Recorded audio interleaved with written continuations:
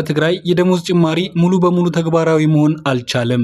ሰላም የኢትዮ ፎከስ ቤተሰቦች፣ የዕለቱን መረጃ ይዘንላችሁ ቀርበናል። አብራችሁን ቆዩ።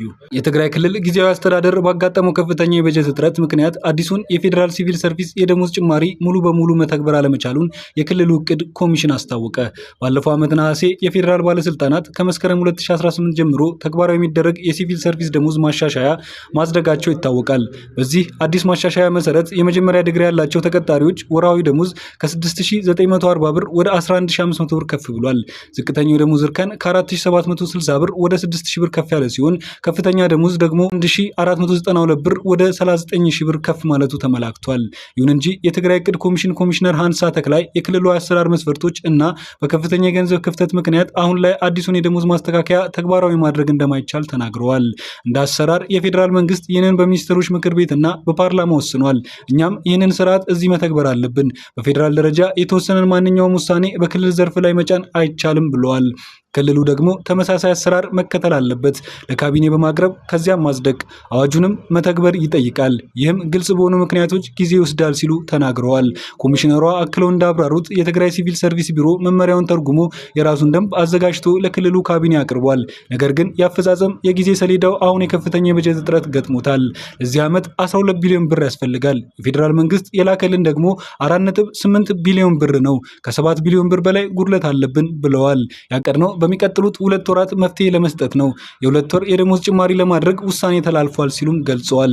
ሃንሳ የክልሉን ከጦርነት በኋላ ያለውን ነባራዊ ሁኔታ ከግምት ውስጥ በማስገባት የፌዴራል መንግስት ለጊዜያዊ አስተዳደሩ ተጨማሪ የገንዘብ ድጋፍ እንዲያደርግ አሳስበዋል።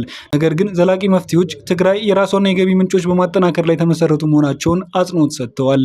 የትግራይ አስተዳደር በውስጥ ገቢ ላይ ከመስራት የተሻለ ምርጫ የለውም ብለዋል።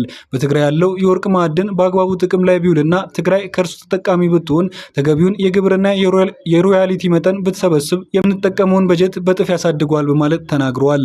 ኮሚሽነሯ አዲሱን የደሞዝ ማስተካከያ ወጪ ያለ ተጨማሪ የፌዴራል ድጋፍ ክልሉ መሸከም እንደማይችል ተናግረዋል።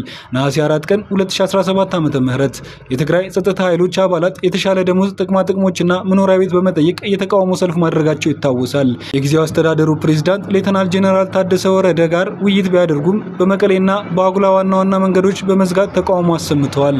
በወቅቱም መቀሌን ከውቅርና ከአዲግራት የሚያገናኙ ዋና መንገዶች መዝጋትን ጨምሮ መስተጓጎል መከሰቱ ተዘግቧል። ጊዜያዊ አስተዳደሩ አዲሱን የፌዴራል የደሞዝ ስኬል ለመተግበር አሁን ከገጠመው ፈታኝ ሁኔታ በተጨማሪ እስካሁን ሳይከፍል የቆዩ የሰራተኞችን ክፍያ ችግር ለመፍታት ትግል ላይ ይገኛል። በመስከረም ወር መጀመሪያ ላይ የትግራይ ጊዜያዊ አስተዳደር ለሲቪል ሰራተኞች፣ ለመምህራን፣ ለጤና ሰራተኞችና ለክልሉ ኃይሎች አባላት የሚከፈል ክፍያዎችን ለመሸፈን ከ20 ቢሊዮን ብር በላይ እንደሚያስፈልግ ገልጿል። የትግራይ ጊዜያዊ አስተዳደር ከትምህርት ሴክተር ጋር ባደረገው ኮንፈረንስ ለሰራተኞቻቸው ያልተከፈለ ደሞዝ ከ20 ቢሊዮን ብር በላይ እንደሚያስፈልግ ማስታወቁን አስታውቋል።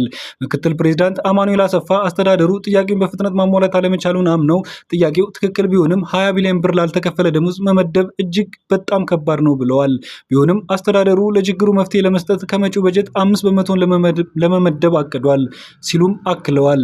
በኮንፈረንሱ ላይ የተገኙት የቲአይፒ ፕሬዝዳንት ሌተናል ጄኔራል ታደሰ አስተዳደሩ የመምህራንን ቅሬታ ውድቅ እንዳላደረገ አጽንኦት ሰጥተዋል።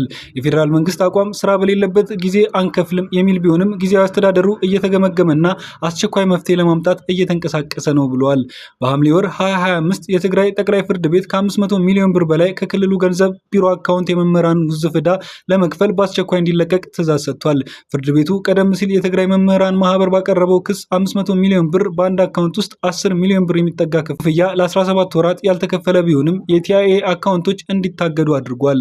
ዳኞች የታሰሩት ገንዘቦች ለአስተዳደራዊ ጉዳዮች ይፈለጋሉ የሚለውን የአስተዳደሩን ክርክር ውድቅ አድርገዋል። ፍርድ ቤቱ በመቀጠል የመምህራንን የደሞዝ ክፍያ ለመፍታት 500 ሚሊዮን ብር በአስቸኳይ እንዲለቀቅ ወስኗል።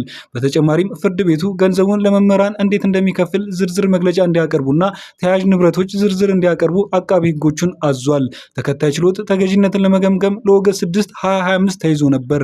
ነገር ግን ይህ ትዕዛዝ በአጭር ጊዜ የተሻረው ጊዜያዊ አስተዳደር ሐምሌ 30 ቀን 2010 ዓ.ም ከደሞዝና ጥቅማ ጥቅሞች ጋር የተያያዙ ጉዳዮችን ከታህሳስ 2022 በፊት ዳኞች እንዳይሰጡ የሚከለክል ደንብ ባወጣበት ወቅት ነው። የዕለቱ መረጃ ይህን ይመስል ነበር።